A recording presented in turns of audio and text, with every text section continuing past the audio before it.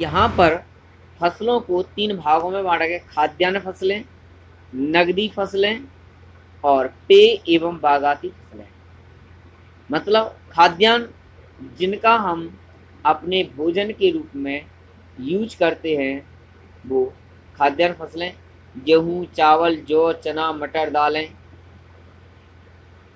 इसके बाद नक नकदी नकदी फसलें गन्ना, कपास, जूट, तिलहन, तंबाकू आदि। इनका जो हम यूज करते हैं वो अधिकांशतः आपने देखा होगा व्यापार के क्षेत्र में सबसे अधिक होता है। तंबाकू को भोजन में तो यूज करते नहीं है, गन्ना को भोजन में यूज करते नहीं है, लेकिन गन्ना से चीनी बनाई जाती है। कपास का यूज खाने में नहीं होता है, परंतु इनसे सूत और ऊन बनाई जाती है और गर्म कपड़े बनाए जाते हैं जूट से। इसी प्रकार का तिलहन। इसके बाद पेय एवं बागाती फसलें, यानी वे फसलें जिनका हम अपने दैनिक जीवन में केवल पान करते हैं और इन्हें बागों के रूप में उगाया जाता है, जिसे हम बागाती फसलें यानी वानिकी कहते हैं। चाय, कहवा, रबड़ और जी गरम मसाले आदि आपने देखे होंगे, जीरे, अजवाइन और मिर्ची और हल्दी आदि, धना। इनकी जो फसलें होती हैं, ये गरम मसाले जितने भी हैं, काली मिर्ची है, सौंठ है, बड़ी इलायची होती है और तेज गरम पत्ते मसाले होते हैं। तो इस प्रकार से जो गरम मसाले की जो फसलें हैं वो बागवानी टाइप में उगाई जाती हैं। इनका हम अपने दैनिक जीवन में गरम मसालों का यूज़ तो आप जानते हैं कि यहाँ सब्जी वगैरह आदि खाद्य पदार्थों को बनाने के लिए किया जाता है। चाय हम पीते हैं, कहवा आदि जो चीज़ें हैं पीने के पदार्थ होती हैं। अब बात करते हैं कृषि फसलों के प्रकार।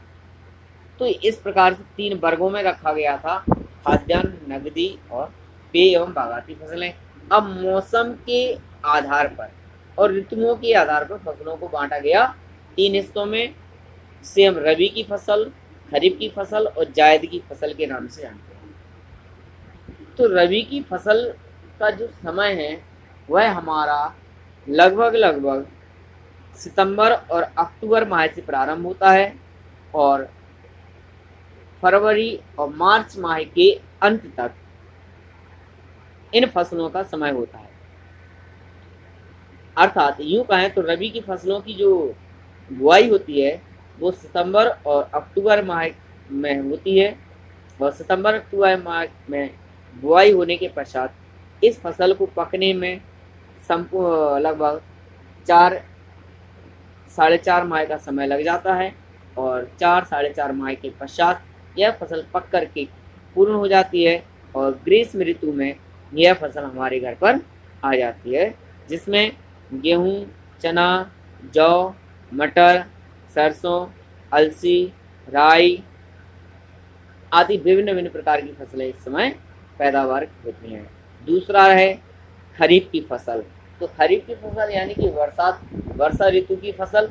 और वर्षा ऋतु की फसल जैसा कि आप समझ, जो अभी टाइम चल रहा है इस समय जो हमारे खेतों में अलग अलग क्षेत्रों में अलग अलग प्रकार की फसलों को बोया जाता है और बरसात के मौसम तक ये फसलें पूर्ण रूप से कंप्लीट होकर के हमारे घरों में लगभग अगस्त के अंतिम सप्ताह या सितंबर के प्रथम सप्ताह तक आसानी से घर पर उपलब्ध हो जाती हैं। इनमें धान, मक्का, ज्वार, मूंग, जूट, मूंगफली, तिली, उड़द, इस प्रकार की जो फसलें हैं, सोयाबीन, वो इस मौसम में उगाई जाती हैं। इनका जो बुआई का समय होता है वो लगभग आपका मार्च का अप्रैल का द्वितीय सप्ताह या तृतीय सप्ताह होता है, अप्रैल और मई का। तो इस मौसम में ये फसलों को बो करके और लगभग यह अगस्त के अंतिम सप्ताह या सितंबर के 15 दिन तक दूसरे सप्ताह तक आ जाती हैं। तीसरा है जायद की फसलें। तो जायद की जो फसलें हैं यानी ग्रीष्म ऋतु की फसलें हैं, जैसा कि आपने देखा होगा गर्मी के सीजन में हमें तरबूज, खरबूजा, खीरा, ककड़ी आदि ये सभी चीज़ें खाने को मिलती हैं। तो ये जो फसलें हैं वो जायद की फसलें कह जाती हैं। तो इनका समय जो होता है वो केवल आपका मार्च अप्रैल में बोना, और यह 2 या ढाई महीने की फसल होती है, तो यह 2 ढाई महीने में वो करके कंप्लीट हो जाती है। तो ये था फसलों का प्रकार, उनका वर्गीकरण। तो 3 प्रकार से इनको वर्गों में रखा गया। नंबर 1 खाद्यान्न फसलें, यानी भोजन में आने वाली उपयुक्त, नगदी यानी जो व्यापार संबंधित, और पेय और बागायती फसलें, इनका बागवानी कर और पेय पदार्थ के रूप में इनका यूज करते हैं। ये और मौसम जलवायु के आधार पर यहाँ पे फसलों को बांटा है। माय डियर स्टूडेंट्स, यहाँ पर जो आज मैंने अध्ययन किया इसका आप भी अध्ययन करें, और इसी प्रकार से कोई प्रॉब्लम हो तो आप मुझसे संपर्क कर सकते हैं। आज की कक्षा को यहीं पर समाप्त करते हैं, कल पुनः आपसे मिलेंगे, तब तक के लिए धन्यवाद।